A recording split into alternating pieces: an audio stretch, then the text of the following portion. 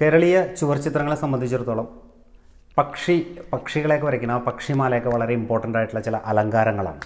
ഇന്ന് നമ്മളൊരു പക്ഷിയാണ് വരച്ച് നോക്കാൻ പോകുന്നത്. എല്ലാവർക്കും ആർട്ട് വിത്ത് മനോജ് മത്തശ്ശേരിൽ ഒരിക്കൽ കൂടി സ്വാഗതം. ഞാൻ വരച്ച് തുടങ്ങുന്നതിന് മുമ്പ് എല്ലാവരോടും എനിക്ക് പറയാനുള്ളത്, ആരെങ്കിലുമൊക്കെ എൻ്റെ ഈ ആർട്ട് വിത്ത് മനോജ് മത്തശ്ശേരിൽ എന്ന് പറഞ്ഞ ഈ ചാനൽ ആരെങ്കിലുമൊക്കെ സബ്സ്ക്രൈബ് ചെയ്യണമെങ്കിൽ ദയവായിട്ട് സബ്സ്ക്രൈബ് ചെയ്യണം. ബെൽ ബട്ടൺ അമർത്തുകയാണെങ്കിൽ ഞാനിടുന്ന വീഡിയോസിൻ്റെ നോട്ടിഫിക്കേഷൻസ് നിങ്ങൾക്ക് അപ്പോൾ കിട്ടും. തീർച്ചയായിട്ടും നിങ്ങൾ കാണണം. അപ്പോൾ നമുക്ക് ഇന്ന് ഞാൻ പറഞ്ഞല്ലോ, നമ്മൾ എപ്പോഴും ഒരു ചുവർ ചിത്രത്തെ സംബന്ധിച്ച് പറയുമ്പോൾ അതിന് മുകളിലായിട്ട് ഒരുപാട് തരം അലങ്കാരങ്ങൾ നമ്മൾ വരയ്ക്കും. പക്ഷിമാല, ഭൂതമാല, മൃഗമാല, പുഷ്പമാല, ഇങ്ങനെ പലതരം മാലകളുണ്ടാവും. ഈ മാലകളിലെല്ലാം നമ്മൾ കാണുന്ന പലതരത്തിലുള്ള പക്ഷികളുണ്ട്. ഈ പക്ഷികളെയൊക്കെ സംബന്ധിച്ച് നമ്മൾ പറയുമ്പോൾ വളരെ ആലങ്കാരികമായിട്ടാണ് നമ്മൾ ഈ പക്ഷികളെയൊക്കെ വരയ്ക്കുന്നത് എപ്പോഴും. അപ്പോൾ നമുക്ക് ഇന്ന് ഒരു പക്ഷി എങ്ങനെയാണ് വരയ്ക്കണതെന്ന് നമുക്കൊന്ന് നോക്കാം. ഞാൻ ഓൾറെഡി ഒരു എളുപ്പത്തിന് വേണ്ടിയിട്ട് ഒരു സ്കെച്ച് ചെയ്ത് ഞാൻ വച്ചിട്ടുണ്ട്. നമുക്ക് ഒരു പക്ഷി എങ്ങനെയാണ് വരയ്ക്കണമെന്ന് നോക്കാം. ഞാനിതിനൊരു ഗ്രീനിഷ് കളറാണ് കൊടുക്കാൻ പോകുന്നത്. ഒരു തത്ത എന്നുള്ളൊരു രീതിയിൽ ഒരു ഗ്രീനിഷ് കളറാണ് കൊടുക്കാൻ പോകുന്നത്. നമുക്കൊന്ന് ചെയ്ത് നോക്കാം. കുറച്ച് എളുപ്പത്തിന് വേണ്ടിയിട്ട് നേരത്തെ തന്നെ ഞാനിതിൻ്റെ മൊത്തമായിട്ട് പെൻസിൽ വെച്ച് ഞാൻ ഒരു സ്കെച്ചിങ് ചെയ്ത് വെച്ചിട്ടുണ്ട്. നിങ്ങൾക്കും ചെയ്യാം, ഈസി ആയിട്ട് നോക്കിയാൽ മതി. നിങ്ങളെ ഡിസൈൻ എങ്ങനെയാണ് ചെയ്തേക്കുന്നത്. നമ്മൾ യൂസ് ചെയ്യുന്ന മണിമാല അതൊക്കെ തന്നെയാണ് നമ്മൾ കൂടുതലായിട്ട് ഇതിൽ ഉപയോഗിക്കുന്നത്. അപ്പോൾ അത് വെച്ചിട്ട് ഞാൻ ആദ്യം ഫുള്ളായിട്ട് ഞാനൊരു ഗ്രീൻ കളർ ഈ പക്ഷിക്ക് വേണ്ടിയിട്ട് ചെയ്യണം. എല്ലാ ഏരിയയും മൊത്തം ഒന്ന് ഗ്രീൻ ചെയ്യണം. എപ്പോഴും നമ്മൾ വളരെ ആലങ്കാരികമായിട്ടാണ് മ്യൂറലിൽ പക്ഷികളെ, മൃഗങ്ങളെയൊക്കെ വരയ്ക്കുന്നത്.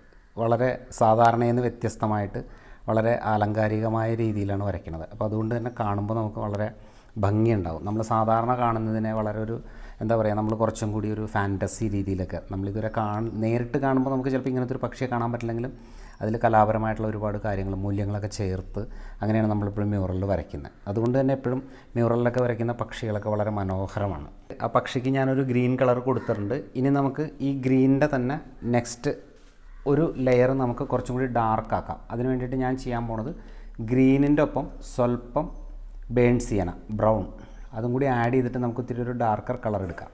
ആ കളർ വെച്ചിട്ട് നമുക്കൊന്ന് ഷെയ്ഡ് ചെയ്യാം. നമുക്ക് എങ്ങനെ ചെയ്യണമെന്ന് നിങ്ങൾ നോക്കിക്കോളൂ. സൈഡിൽ നിന്ന് ഇങ്ങനെ നമ്മൾ പ്രധാനപ്പെട്ട സ്ഥലങ്ങൾ മുഴുവൻ നമ്മളിങ്ങനെ ഒന്ന് ഷെയ്ഡ് ചെയ്യും. ഷെയ്ഡിങ്ങിലാണ് ഭംഗി കൂടുതൽ വരുന്നത്. മ്യൂറലിനെ സംബന്ധിച്ച് എപ്പോഴും ഷെയ്ഡിങ് വളരെ ഇമ്പോർട്ടൻ്റ് ആണ്. ഞാൻ എപ്പോഴും നിങ്ങളോട് പറയാറുള്ളൊരു കാര്യമാണ്. നമ്മൾ നന്നായിട്ട് ഷെയ്ഡ് ചെയ്ത് വർക്ക് ചെയ്യണം. സമയമെടുത്ത് തന്നെ ചെയ്യണം, ധൃതി പിടിക്കാതെ. അപ്പോഴേ ഭംഗി ഉണ്ടാവുള്ളൂ കാണാനായിട്ട്. ഞാൻ മൊത്തം ഇതൊന്ന് ഷെയ്ഡ് ചെയ്യാം. ഇതിപ്പോൾ നിങ്ങൾക്ക് കാണാം, ഞാൻ കുറേ ഏരിയാസ് ഷെയ്ഡ് ചെയ്ത് കഴിഞ്ഞിട്ടുണ്ട്. ഇനി കുറച്ച് ഏരിയ കൂടി നമുക്ക് ഷെയ്ഡ് ചെയ്യാനുള്ളൂ.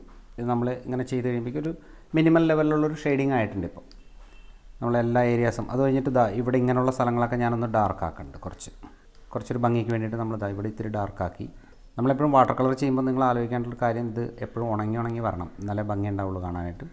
എന്നാലേ മാത്രമേ നമ്മൾ വർക്ക് ചെയ്യുന്ന സമയത്ത് അത് എക്സ്ട്രാ ഒരു ഇതിലേക്ക് നെക്സ്റ്റ് ഒരു ലെയറിലേക്ക് നമുക്ക് ഷെയ്ഡിങ് പോകുമ്പോൾ ആ ഒരു ഭംഗി വേണമെന്നുണ്ടെങ്കിൽ നമുക്കതൊരു ഉണങ്ങി ചെയ്ത് കഴിഞ്ഞാൽ ഭംഗി ഉണ്ടാവും. ഇപ്പം നമ്മളിതാ ഇതിൻ്റെ ഒരു ലെയർ ഫുള്ളാക്കി തീർത്തിരിക്കുകയാണ്. ഇപ്പോൾ ഷെയ്ഡിങ് ഓൾമോസ്റ്റ് എല്ലായിടത്തുമായി. നമുക്കൊരു അത്യാവശ്യത്തിനുള്ള ഷെയ്ഡിങ്. ഇനി ഞാൻ ഈ ഒരു ഏരിയയൊക്കെ ഞാനൊന്ന് ഡാർക്കൻ ചെയ്യാൻ പോകും കേട്ടോ. ഇതേ കളർ തന്നെ വെച്ചിട്ട് ബ്രൗൺ ആൻഡ് ആ ഒരു മിക്സ് തന്നെ എടുത്തിട്ട് ചില ഏരിയാസ് ഞാനൊന്ന് ഡാർക്കൻ ചെയ്യാൻ പോകും. നിങ്ങൾ നോക്കിക്കോളൂ. ഇതിൽ വരുന്ന ഇങ്ങനെയുള്ള ഡിസൈനൊക്കെ ഉണ്ടല്ലോ, അതെല്ലാം ഞാനൊന്ന് കുറച്ച് ഡാർക്കാക്കുകയാണ്. ഇതെല്ലാം നമ്മളൊരു എസ്തറ്റിക് ലുക്കിന് വേണ്ടിയിട്ട് നമ്മൾ എക്സ്ട്രാ ചെയ്യുന്നതായിട്ടുള്ള കാര്യങ്ങളാണ്. നമ്മൾ ഇത്തരം പക്ഷികളെ നിങ്ങൾ സാധാരണയായിട്ട് ക്ഷേത്രങ്ങളിലൊക്കെ അലങ്കാരമായിട്ട് വരയ്ക്കുന്ന പുഷ്പമാലയിലൊക്കെ കണ്ടിട്ടുണ്ടാവും. ഇനി നമ്മൾ ബ്ലാക്ക് ചെയ്യാൻ പോകുന്നതിന്, ബ്ലാക്കാണ് ഇനി അടുത്തതായിട്ട് വരുന്നത്. നമ്മൾ സാധാരണ എല്ലാ മ്യൂറലിനും ചെയ്യുന്ന പോലെ തന്നെ ബ്ലാക്ക് ഇടുക എന്നുള്ളത് വളരെ ഇമ്പോർട്ടൻ്റ് ആണ് ഇതിൻ്റെ കാര്യത്തിലും. അപ്പോൾ നമ്മളിനി ബ്ലാക്ക് ചെയ്തിട്ട് നമുക്കിത് ഫിനിഷ് ചെയ്യാം.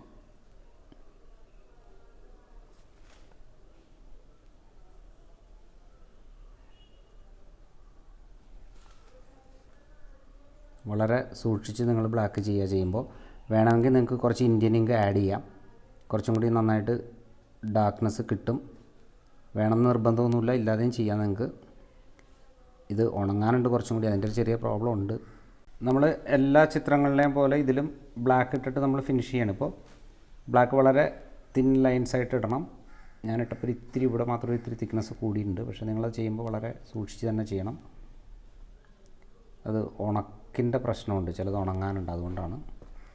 ഇങ്ങനെ നമ്മൾ വളരെ ഭംഗിയായിട്ട് ആ എൻഡിലെല്ലാം ഇതുപോലെ ബ്ലാക്ക് ഇട്ടിട്ട് പോകണം.